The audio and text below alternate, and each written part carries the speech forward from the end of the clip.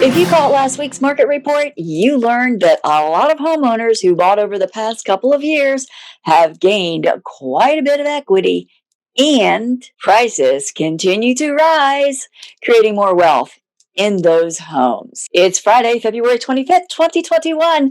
I'm Kimberly Barton of Kinetic Realty with your Maryland Market Minute, your weekly snapshot of what's happening at a local level here in Maryland. Buyers are competing in multiple offer situations, driving much of the value of homes up, and homes are going under contract quickly. 1,090 are newly active with a median price of $332,450.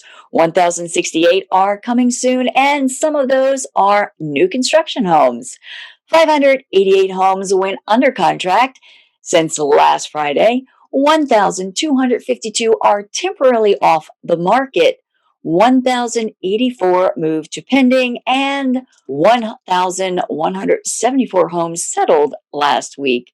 The highest priced home to sell this past week was a waterfront home in Mechanicsville for $4,999,000. The number of homes for lease has decreased again to 1,473 homes at an average of $2,214 per month. And some of these are just to rent a bedroom in a shared home. As landlords realize that the market has created an opportunity to divest from their holdings, many tenants are finding themselves displaced as landlords list their homes for sale. This may continue to create a crunch for renters as fewer rentals are available. So we have been urging tenants to consider purchasing instead of renting if they plan to be in the area as a solution to rising rental prices, limited properties, and poor condition of many of the properties that are listed for rent, as well as avoiding future displacement. If you have any questions about your situation, give me a call at 443-837-5645.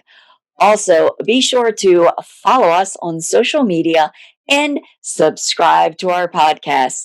Thanks so much for liking, sharing, and subscribing. That's it for Friday, February 26, 2021. I'm Kimberly Barton of Kinetic Realty.